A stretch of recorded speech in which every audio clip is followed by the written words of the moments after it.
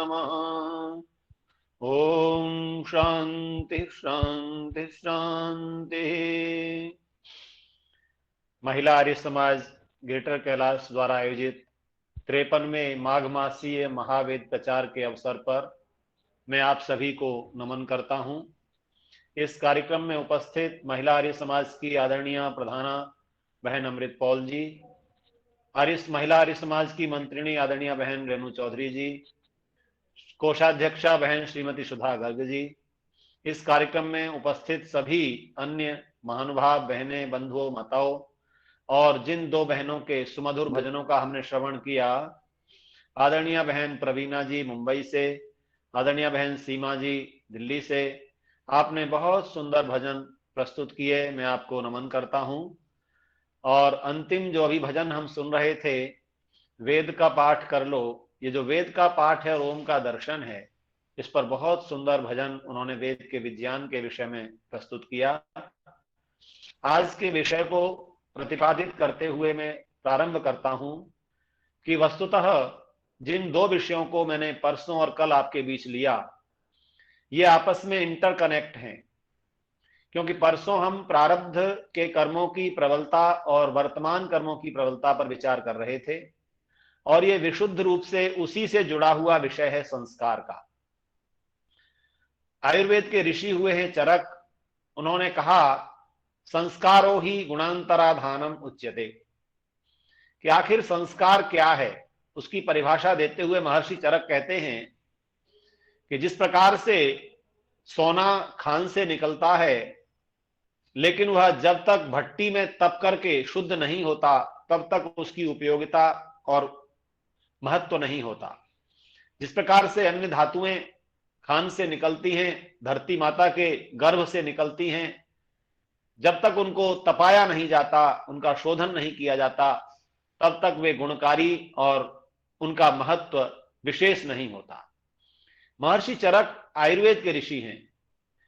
जिस प्रकार से हम सुनते हैं संसार में कि चिकित्सा की जो पद्धतियां हैं वो शरीर के रोगों की बात करती हैं, लेकिन आप विचार कीजिए कि हम कितनी वैभवशाली परंपरा के संवाहक हैं, गौरवशाली इतिहास हमारा है कि हमारा ऋषि जो आयुर्वेद पर चिंतन कर रहा है, जिन्होंने चरक संहिता में रोगोपचार, रोग के कारण, निदान, इन सब पर बात की है, उन्होंने संस्कार पर बड़ा बल दिया।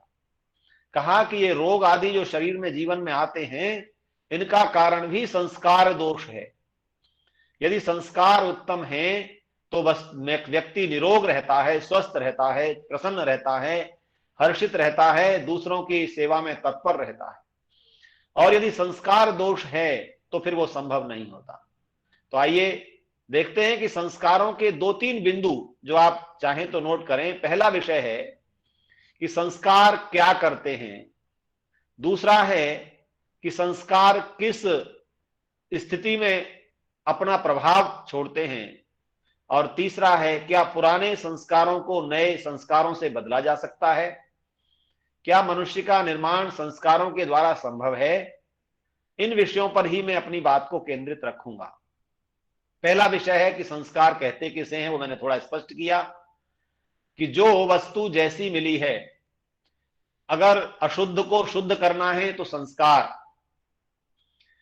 मलिन वस्तु को निर्मल करना है तो संस्कार, हीन को उच्च बनाना है तो संस्कार, अपरिपक्व को परिपक्व बनाना है तो संस्कार।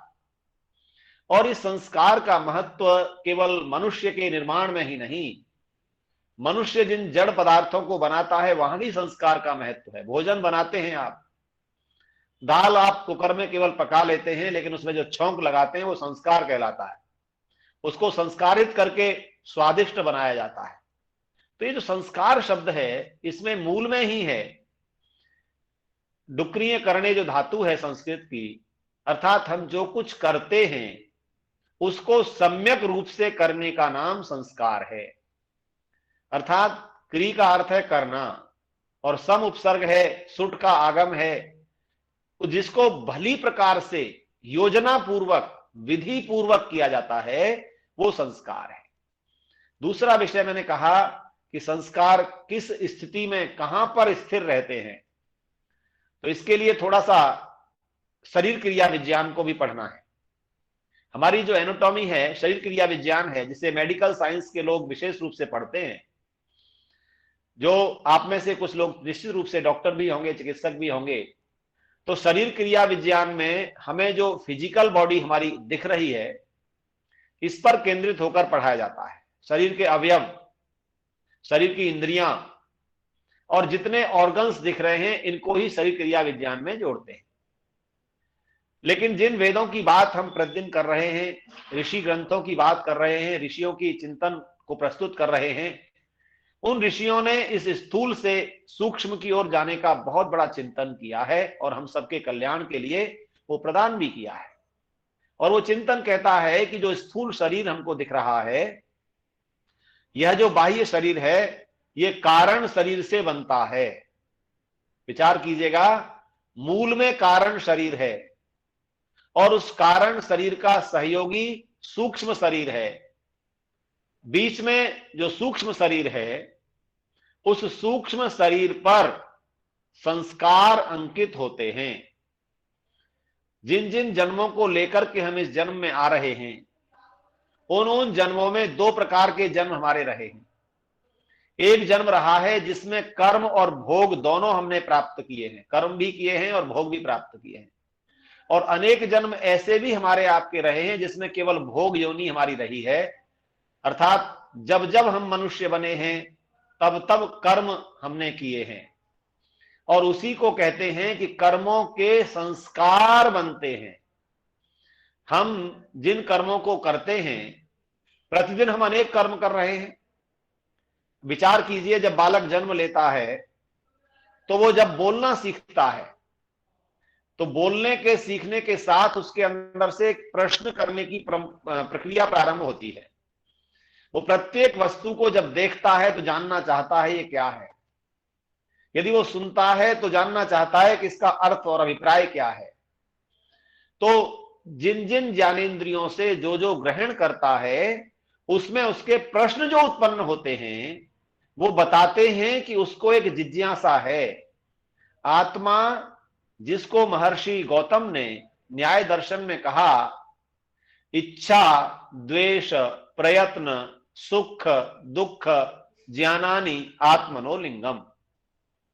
ये जो आत्मा है, ये आपने अनेक बार सुना होगा, पर मैं दोहराता हूं, इसको 3 शरीरों को धारण करना होता है जब वो संसार में है। स्थूल शरीर के बिना आत्मा के अस्तित्व का पता नहीं चल सकता। इसलिए जब स्थूल शरीर में आत्मा होता है तो आप जगत की वस्तुओं का चिंतन करें, उस पर दृष्टि डालें, तो आपको ये जो 6 लक्षण मैंने बताए, इन लक्षणों से बोध होता है कि जहां जहां इच्छा है वहां वहां आत्मा है, जहां जहां प्रतिकूल के प्रति द्वेष है वो वहां आत्मा है।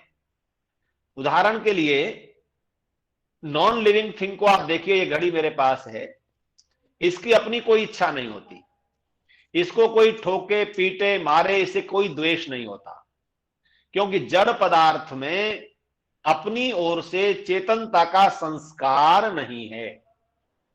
संस्कार से अभिप्राय यही है कि हमारी दृष्टि से तो हम इसको संस्कारित करके घड़ी बना दे रहे हैं कि वो लोहा, स्टील, छोटे छोटे पार्ट्स बना करके हमने से घड़ी बनाया, परंतु ये संस्कार जो हमने किया, इसका बोध भी चेतन मनुष्य को ही है, उस जड़ पदार्थ को कोई बोध नहीं है। तो जहां इच्छा है, जहां द्वेष है, जहां प्रयत्न है किसी वस्तु को प्राप्त करने के लिए, किसी को जानने के लिए, ये जो प्रयत्न का जहां जहां हम देखते हैं कि प्रयत्न किया जा रहा है, मैं सुखी कैसे रहूं, मेरे दुख कैसे दूर हो जाएं, सब मुझे अच्छा कैसे मानने लगें, इस सब के लिए प्रयत्न किया जा रहा है।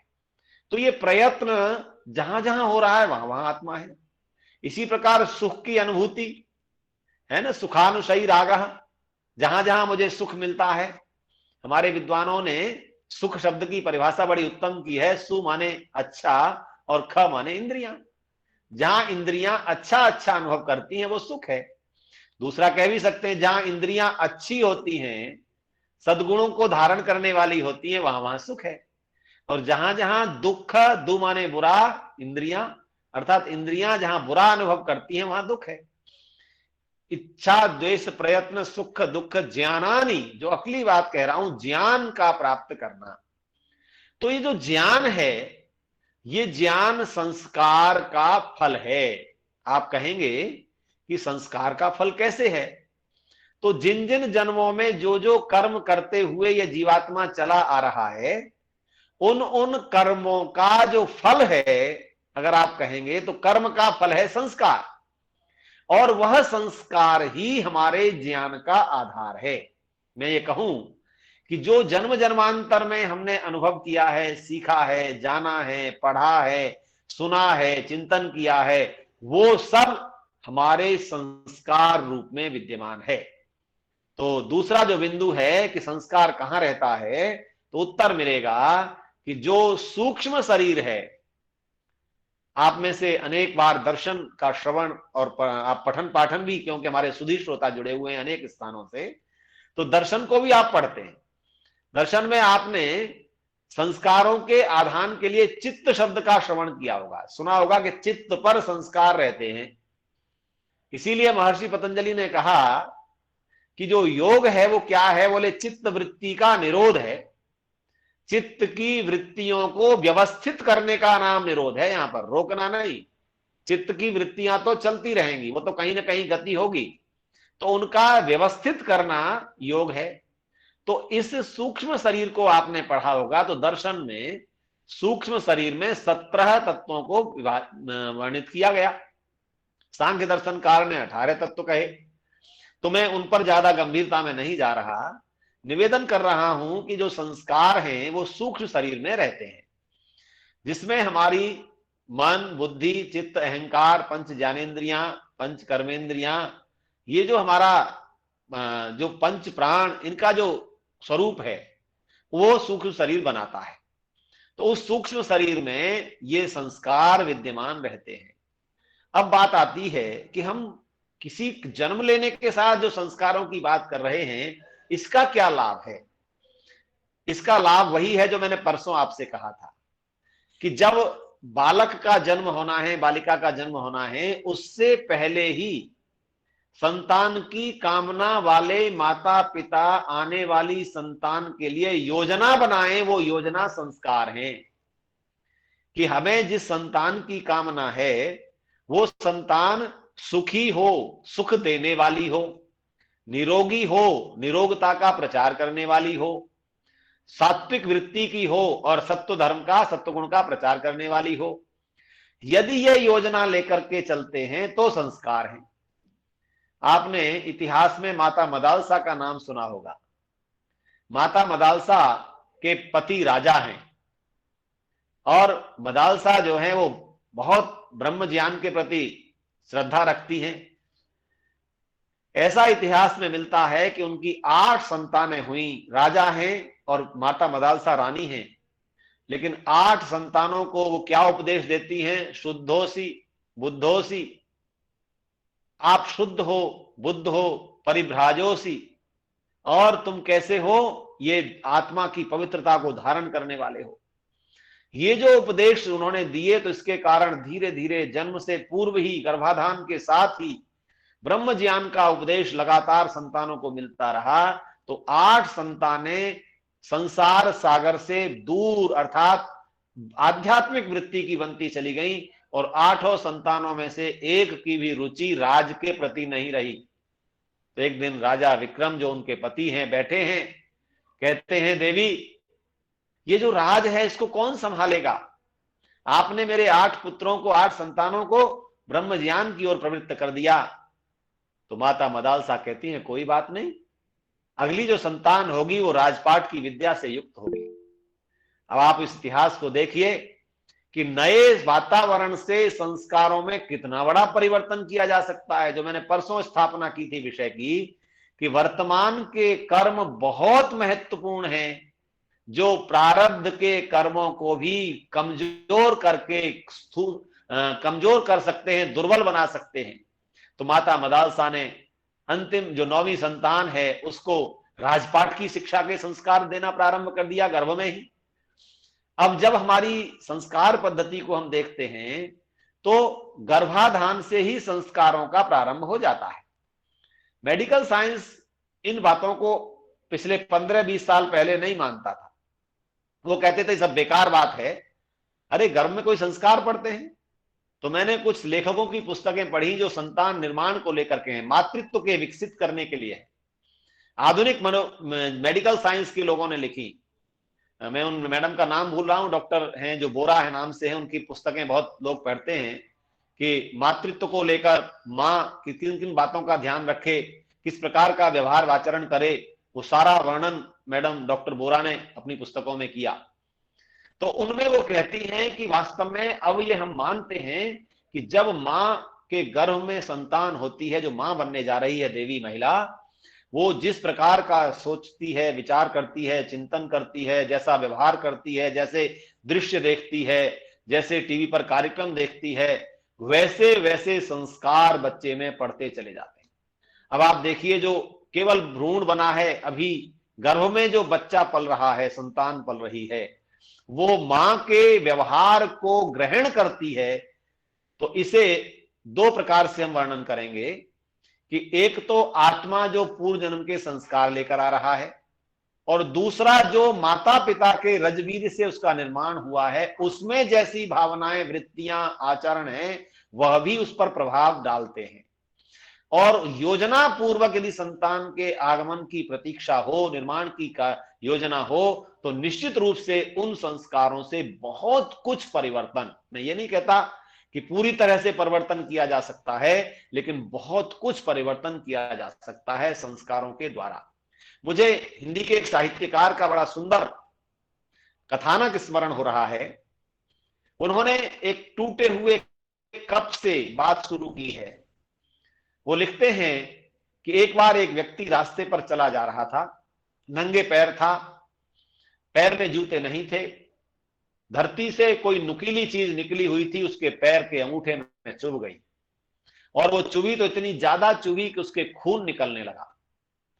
खून निकला तो उसने उस जगह को देखा जहां से उसके पैर में वो नुकीली चीज चुभी थी। उसने कुरेद कर धरती से उस वस्तु को निकाला तो देखता है कि वो टूटा हुआ कप है। देखिए, जो कवि होते हैं बड़े क्रांतदर्शी होते हैं, बड़ी योजना से, बड़े विचार पूर्वक अपनी बात को प्रस्तुत करते हैं। तो साहित्यकार लिखता है कि उस व्यक्ति ने जब उस कप के टुकड़े को निकाला, देखा, और एक पत्थर पर रखकर दूसरे पत्थर से कूटने लगा। कूट रहा है उसको, उसके चूर चूर करना चाहता है जिसने उसके पैर को कष्ट दिया। अब यहां से प्रारंभ होती है साहित्यकार की कल्पना शक्ति, विचार शक्ति। वो टूटा हुआ कप उस व्यक्ति से कहता है, आज तुम मुझे क्यों तोड़ रहे हो? अरे मैं वही कप हूं जो तुम्हारे घर में सुशोभित होता था, तुम्हारे किचन का, रसोई का मैं अंग होता था, और मेरे बड़ी सफाई करके तुम मुझे रखते थे, और जब इसमें चाय या कॉफी डाल करके पीते थे, तो साहित्यकार लिखता है कि वो कप कहता है, जब पीते थे तो बार बार मुझे अपने शरीर के सबसे कोमल स्थान अधरों पर लगाते थे। तुम अधरों पर लगाते थे, फिर हटाते थे, फिर लगाते थे, फिर हटाते थे, सिप सिप करके तुम मुझसे पीते थे। अरे मैं तो तुम्हारा प्रिय हूं, आज तुम मुझे पत्थर से क्यों कूट रहे हो? साहित्यकार लिखते हैं कि वह व्यक्ति जब उस कप की आवाज, बात को सुनता है तो कहता है, हाँ बिल्कुल ठीक कहते हो, मैं यही करता था जो तुम कह रहे हो, लेकिन एक बात सुनो, यह मैं तब करता था जब तुम भट्टी में तप करके एक शेप, एक आकार लेकर के मेरे घर में आए थे। मैं दोबारा से तुम्हें कहता हूं कि तुम जाओ और भट्टी में तपो और एक आकार लेकर के, एक शेप लेकर के मेरे पास आओ, मैं वही व्यवहार करूंगा। कहते हैं कि जिस प्रकार से संसार में मनुष्य आकार किससे लेता है, तो जब भट्टी में तपता है, संस्कारों की भट्टी में तप करके जब वो आता है, तो समाज उसे कहता है, अथर्ववेद का एक मंत्र कहता है, आचार्य उपनयमानो ब्रह्मचारिणम कृणुते गर्भमंतः।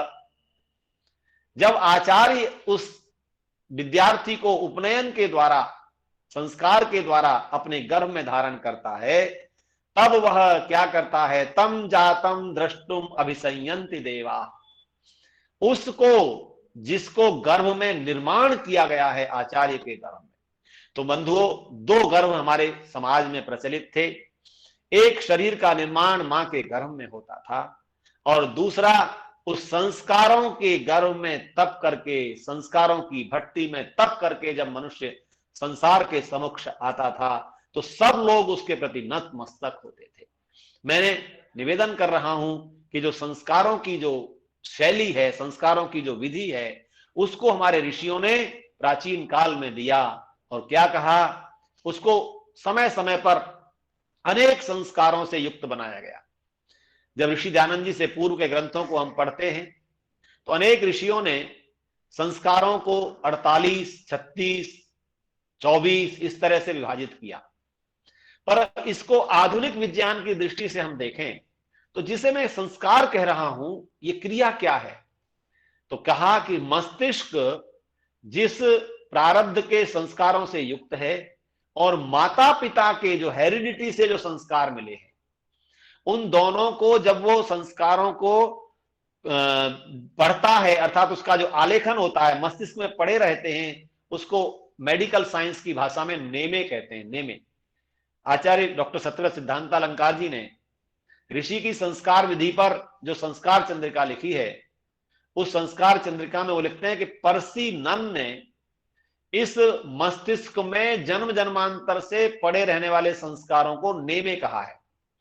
और जो पड़े रहते हैं वो नेमे हैं, और जब वो पड़े रहने इन संस्कारों को आलेखन होता है, जब वो व्यक्त होने लग जाते हैं तो उनको एनग्राम कहते हैं। अंग्रेजी की जो भाषा है, जो मेडिकल साइंस की भाषा है, उसमें इनको एनग्राम कहा जाता है।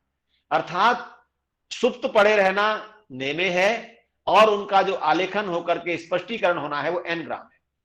ये जो संस्कार हैं, ये मेडिकल साइंस भी इसको मानता है कि वो पहले से संस्कार मस्तिष्क में पड़े हुए हैं। अब पहले से, क्योंकि वो पूर्व जन्म को नहीं मानता, तो पूर्व जन्म नहीं मानता तो प्रारब्ध भी नहीं कहता, लेकिन ये जरूर मानता है मेडिकल साइंस कि वो कहीं ना कहीं संस्कार पड़े रहते हैं। अब बात आती है कि हम इन संस्कारों को किस रूप में वर्तमान में कर रहे हैं, क्योंकि आधा विषय न रह जाए। ये तो केवल संस्कार की बात हो रही है, लेकिन अब षोडश संस्कार पर मैं आपको लाता हूं। संस्कार को स्पष्ट करने का मैंने प्रयास किया। अब ये षोडश संस्कार जो ऋषियों ने, ऋषिवर देव दयानंद जी ने विधान किया, उन्होंने एक पुस्तक लिखी जिसका नाम है संस्कार विधि। और संस्कार विधि में प्रत्येक संस्कार का महत्व बताया और उसकी विधि बताई। तो अब इसको जानना है कि आखिर इनसे क्या क्या हो सकता है। तो मैंने क्योंकि विषय लिया है जीवन का आधार संस्कार, इसमें एक बात और जोड़ लीजिए, सुखी जीवन का आधार षोडश संस्कार। जीवन का आधार संस्कार कहने से दोनों बातें आ जाएंगी। यदि कुसंस्कार पड़े हुए हैं तो जीवन जो दुष्प्रवृत्ति का, कुसंस्कारों का दिख रहा है, कुप्रभाव दिख रहा है, उसका आधार भी संस्कार है। और यदि हम इसे कहें सुखी जीवन का आधार, तो यहां कहना पड़ेगा षोडश संस्कार। ये जो षोडश संस्कार ऋषि ने लिखे हैं बंधुओं माताओं, उन 16 संस्कारों का एक एक संस्कार का जो महत्व है उसे मैं संक्षेप में केवल बताना चाहूंगा क्योंकि समय बड़ा कम रहता है। पहला संस्कार है गर्भाधान संस्कार। हम इन पर कभी वर्कशॉप भी करते हैं। हमने ग्रेटर कैलाश आर्य समाज में कई वर्ष पहले आदरणीय भ्राता राजीव चौधरी जी साक्षी हैं उसके, उन्होंने आयोजित की थी, और वो मैंने पूरा एलसीडी प्रोजेक्टर पर उसको प्रेजेंट किया था। वो मैंने पीपीटी बनाई हुई हैं जिनको मैं अक्सर देश में विदेश में कई जगह चर्चा करता हूं। मैंने भारत के बाहर जाकर के भी उन संस्कारों का यही स्वरूप बताने का प्रयास किया कि हम जिस अच्छे मनुष्य की कल्पना कर लेकर के संस्कार कर रहे हैं उसका निर्माण संस्कारों से हो सकता है। और प्रारब्ध के बहुत सारे संस्कार वर्तमान में दिए जाने वाले संस्कारों से कमजोर हो सकते हैं, पर यह प्रयास ऋषियों की आलोक में करना पड़ेगा, ऋषियों की दी गई व्यवस्था के अंतर्गत करना पड़ेगा। तो आप उसका उदाहरण जैसा मैंने बताया था माता मदलसा का आपको, तो वो उन्हीं संस्कारों को लेकर के चलती थी। जिस मस्तिष्क में कोरा कागज बच्चे का कहा जाता है, वो कोरा कागज मां के गर्भ में प्रारंभ हो जा रहा है। गर्भाधान संस्कार तो केवल और केवल प्राइमरी स्टेज ऑफ प्लानिंग है कि योजना के तहत हमें इस आत्मा को आमंत्रित करना है, वो आत्मा हमारे घर में आए, हम दंपति बन करके जो हमारी योजना है, आप लोग यज्ञ करते हैं, यज्ञ में जब 5 आहुति एक मंत्र से घी की देते हैं तो उसमें कहते हैं अयम त इद्म आत्मा जात वेदस्तेन इध्यस्व वर्धस्व चेद वर्धय चास्मान प्रजया। 5वीं जो प्रार्थना है ना यहाँ पर प्रजया, अर्थात प्रजा के द्वारा। आप में से बहुत लोग गृहस्थी बैठे हैं, विवाह संस्कार के समय जब अंतिम विधि के रूप में सप्तपदी की जाती है तो वहां पर 5वां कदम जो चलते हैं, इशे एक पदी भव, ऊर्जे द्विपदी भव, रायस्पोषाय त्रिपदी भव, मयो भवाय चतुष्पदी भव और प्रजाभ्य पंचपदी भव। कहा जाता है कि गृहस्थ में जाने वाले व्यक्ति का कि 4 कदम तो संसार के अन्य कार्यों के लिए हैं। घर में अन्न भरपूर हो, ऊर्जा का संचार हो, धन ऐश्वर्य भरे हुए हो और शांति का संचार घर में होता हो, तब 5वीं प्रजा की कामना करनी चाहिए। प्रजा की कामना के लिए 5वां कदम गृहस्थी का है। प्रजा शब्द कहा गया है प्रकृष्टेण जायते, जो संस्कार पूर्वक जिसको जन्म दिया जाए वो प्रजा कहलाती है। आज प्रजा के लिए हम जो पॉपुलेशन है, जनता है, उसको वर्णित करते हैं, परंतु वह वैदिक चिंतन नहीं है। वेद में प्रजा वह है जिसको योजना पूर्वक जन्म दिया जाता है। देखिए यज्ञ के मंत्र में भी प्रजया पशुभिर ब्रह्म वर्चसेन कहा जा रहा है। विवाह के समय भी बताया जा रहा है कि तुम गृहस्थी बन रहे हो तो प्रजा उत्पन्न करनी है, ये बाई चांस संतान नहीं होनी चाहिए। आज इस भोगवादी संस्कृति को जब हम देखते हैं तो मैं बड़ा परेशान हो जाता हूं। गृहस्थ में जाना नहीं चाहते। क्यों नहीं जाना चाहते? क्योंकि हमें अरे उस संतान का पालन करना पड़ेगा, कौन उसको 9 महीने गर्भ में धारण करे। ये जो नई कल्चर एक विकसित हो रही है हमारे परिवार और समाज में, वो क्या है? ये तो बड़ा कष्ट का कार्य है, इसको क्यों किया जाए? इसकी चुनौती को आज समाज स्वीकार कर रहा है, देख रहा है। और पता है, मैं अटलांटा में एक परिवार में रुका हुआ था, तो पड़ोस में एक फ्लैट था जिसमें वो लोग कुछ रहते थे, पति पत्नी। तो मैंने पूछा ये पति पत्नी है? तो जिनके यहाँ मैं रुका था उन्होंने कहा नहीं, ये पति पत्नी नहीं है। तो मैंने कहा क्या है? बोले लिव इन रिलेशनशिप में रहते हैं। जब वो सुबह निकले तो उनके साथ 5-6 बच्चे थे, अलग अलग रंग रूप के, आकृति के। मैंने कहा इनकी संतान है? बोले नहीं, संतान तो नहीं है। इन दोनों ने निर्णय किया है कि हमें कोई संतान का ये परेशानी नहीं झेलनी, लेकिन इन्होंने एडॉप्ट किए हैं जो बच्चे हैं। अब आप सोचिए कि संसार कहां जा रहा है। हमारे यहाँ माता पिता बनने के लिए कितनी बड़ी साधना की आवश्यकता थी कि हम गृहस्थ में तो गए, पर यदि हम माता पिता बनना चाहते हैं तो माता निर्माता भवती का संदेश दिया जाता था कि तुम्हारे ऊपर निर्माण का दायित्व है, तुम निर्माण करने वाली हो। तो उस निर्माण की प्रक्रिया को साइंटिफिक तरीके से करना ही संस्कार है।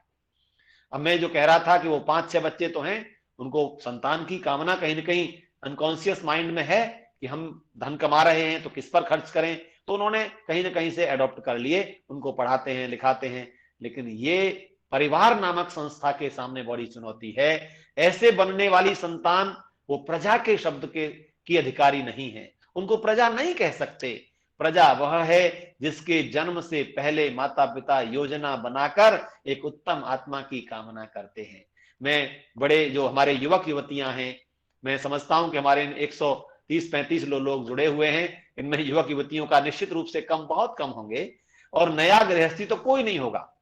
तो फिर ये संस्कार की चर्चा में उन अपने सुधी श्रोताओं को सामने रख रहा हूं जिनके घरों में ऐसा वातावरण है और अपनी जो संतानें गृहस्थ में जाने वाली हैं उनको बताएं कि संस्कार के द्वारा आप आने वाली संतान को प्रजा बनाइए।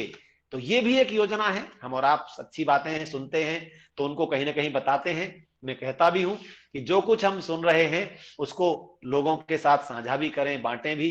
तो उनको बताएं कि आपका दायित्व तो बहुत बड़ा है, आप गृहस्थ में आए हैं और गृहस्थ का दायित्व पूरे समाज का निर्माण करना है। जब 4 आश्रमों को देखते हैं ना, तो ये ज्येष्ठ आश्रम है, परंतु इसको श्रेष्ठ बनाने की आवश्यकता है। ये तीनों आश्रमों का पालन करने वाला गृहस्थ आश्रम है।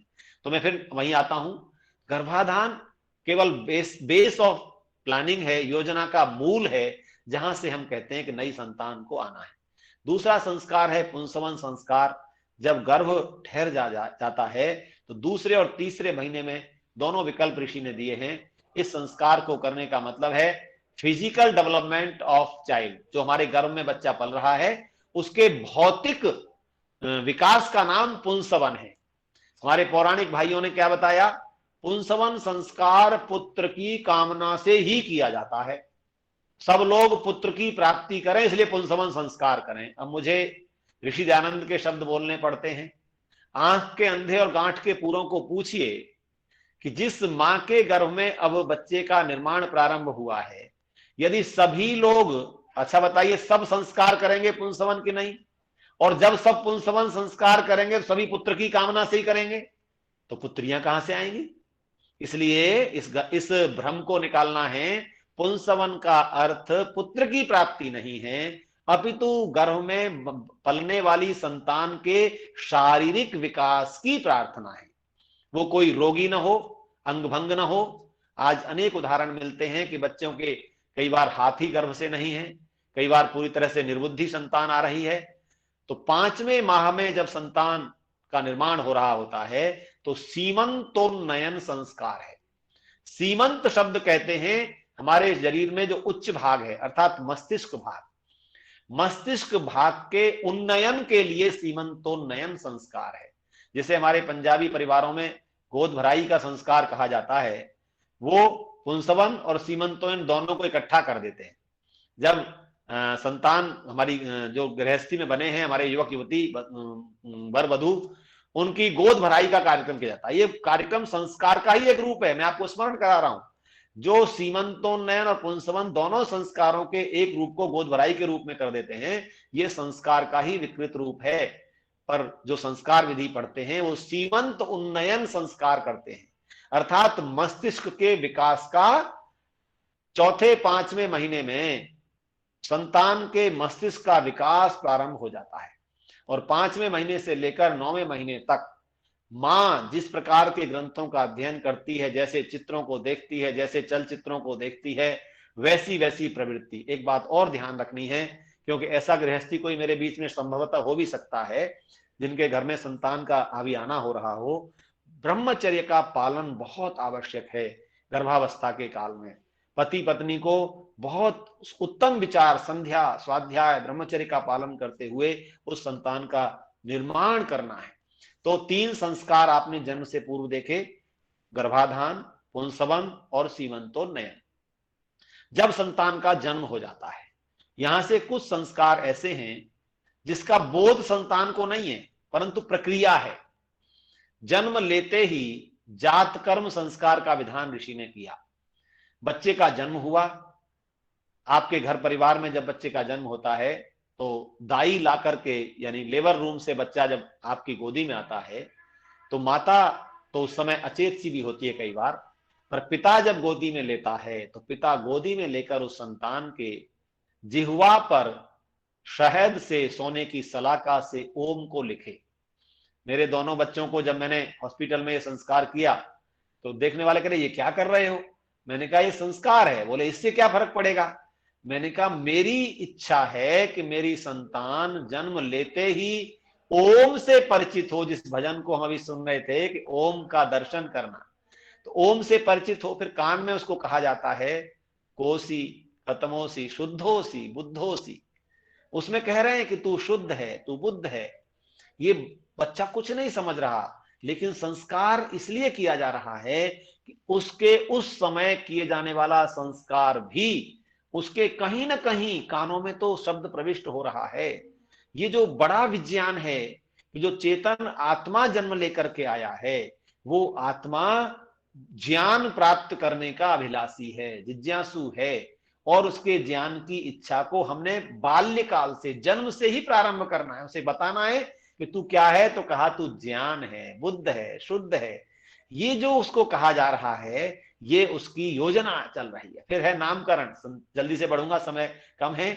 नामकरण, हालांकि संस्कारों को आप देखते हैं तो नामकरण का भी बड़ा औचित्य ऋषि ने बताया कि जैसे उत्तम नाम, सार्थक नाम संतान को दिए जाते हैं, उनका भी बड़ा फर्क पड़ता है। कई बार मैं अपने उससे भी उदाहरण दे दिया करता हूं। मेरा नाम विनय है। मेरे गुरुजन कहते थे प्रारंभिक काल में ही, जब मैं छठी पांचवी कक्षा में पढ़ता था, कि बेटा इस नाम का ध्यान रखना, विनम्र ही रहना, तेरा नाम में विनयशीलता होनी चाहिए। मुझे अच्छा लगता है कि मैंने उसे आजीवन धारण करने का प्रयास किया, कि जो नाम जैसा मिला वैसे गुण आए। किसी का नाम वेदपाल है तो वेद ज्ञान को पालन करने वाला, किसी का नाम वेद व्रत है तो वेद के ज्ञान को व्रत के रूप में लेने वाला। इसी प्रकार से सार्थक नाम को ऋषियों ने कहा कि नाम सार्थक होने चाहिए। नदियों के, नालों के, वृक्षों के, जड़ वस्तुओं के नाम नहीं होने चाहिए। ऋषि ने लिखा है ऐसे नाम होने से उसके अंदर गुणों में कहीं ना कहीं कोई कमी आ जाएगी।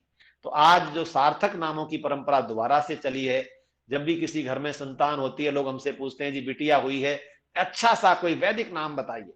तो बड़े सुंदर सुंदर नाम, पुरंधी, इष्टि, सुकृति, श्रुति, इस प्रकार के सृष्टि हम नाम बताते हैं। ये नाम का संस्कार भी बच्चे के निर्माण की योजना का एक अंग है। अब मैं संक्षेप में केवल गिना रहा हूं। तीसरे महीने में निष्क्रमण संस्कार है, बाह्य वातावरण में बच्चे को ले जाने का संस्कार है। छठे महीने में अन्नप्राशन संस्कार है। जो बच्चा केवल अभी तक मां के दूध पर चल रहा था और गौ माता के दूध पर चल रहा था, अब उसे अन्न में अन्न ग्रहण कराकर उसके शरीर को पुष्ट करने की योजना है। लेकिन उस समय भी संस्कार में मंत्रोच्चारण हो रहा है और माता पिता को बताया जा रहा है कि अन्नप्राशन संस्कार हुआ है, इस बच्चे को शुद्ध सात्विक अन्न ही ग्रहण करवाना, सुपाच्य अन्न ही देना प्रारंभ करना, गरिष्ठ भोजन इसको नहीं देना, नहीं तो ये आलसी प्रमादी बन जाएगा। ऐसी योजना संस्कारों को हम कह रहे हैं, तो वो बताइए जीवन का आधार है कि नहीं। यदि जीवन निर्माण का आधार संस्कारों को बनाया जाता है, तो वह बच्चा अपने जीवन की सार्थकता को, उद्देश्य को, पर्पजफुल लाइफ को समझता है, कहीं निरुद्देश्य जीवन न हो जाए।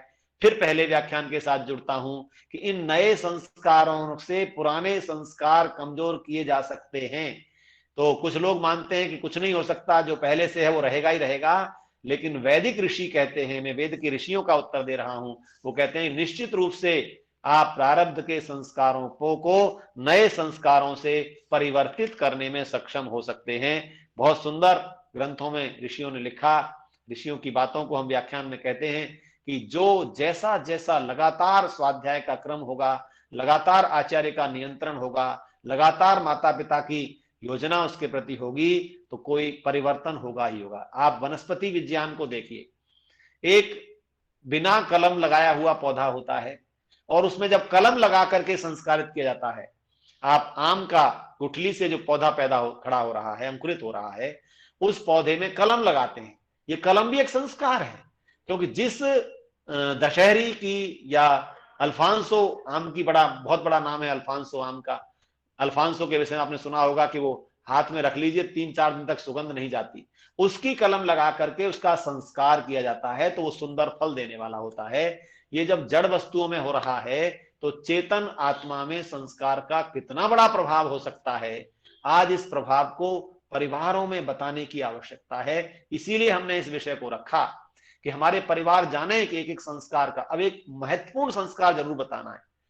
अन्नप्राशन के बाद आप चूड़ा कर्म करेंगे, कर्णवेद करेंगे, उनको करिए, लेकिन एक जो महत्वपूर्ण संस्कार है वो उपनयन संस्कार है।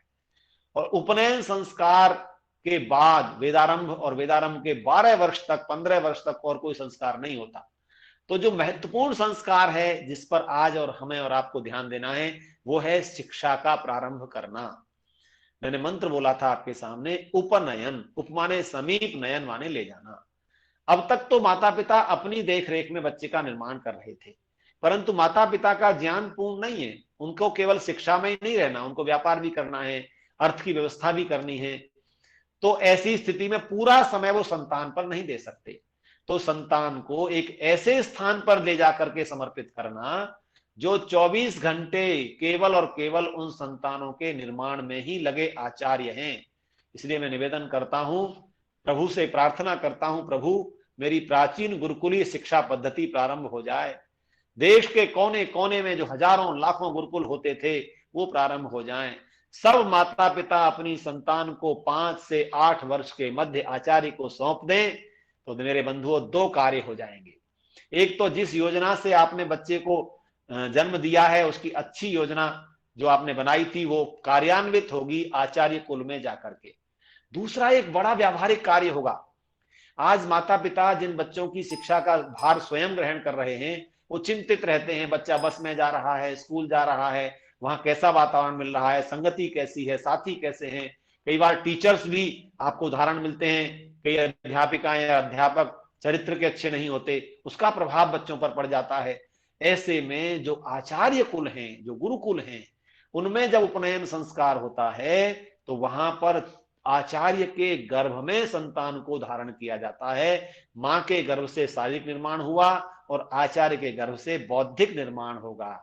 तो ज्ञान का जो प्रकाश है, ज्ञान की जो किरणें हैं, वो आचार्य कुल में प्रकाशित होती रहती हैं। इसलिए उपनयन संस्कार का बहुत बड़ा महत्व है, इसको आज करने की आवश्यकता है।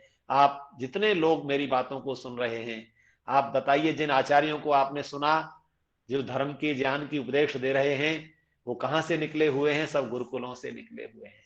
और धीरे धीरे गुरुकुल बंद हो रहे हैं। आप संकल्प कीजिए कि हमें गुरुकुलों को पोषित करना है।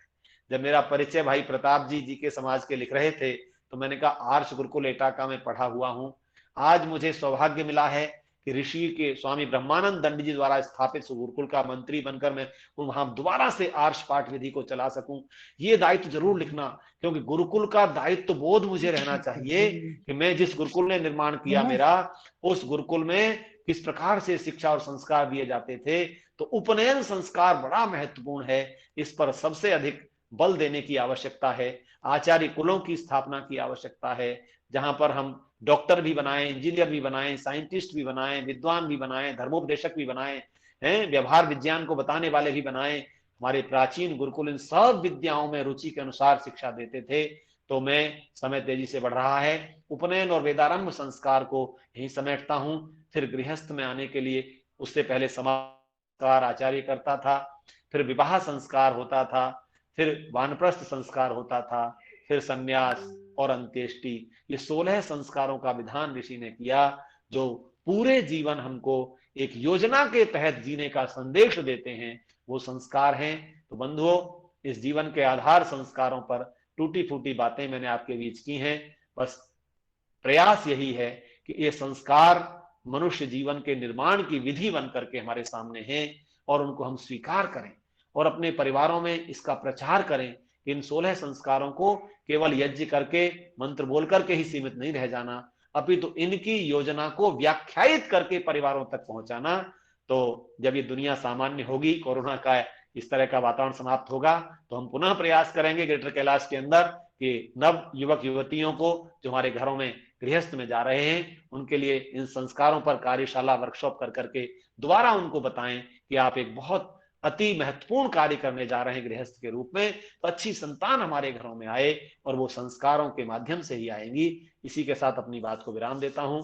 कोई प्रश्न हो तो उनको संक्षेप में करते हैं, फिर आगे बढ़ेंगे। ओम शांति। आचार्य जी, आपका बहुत बहुत धन्यवाद इतना सुंदर उद्बोधन के लिए।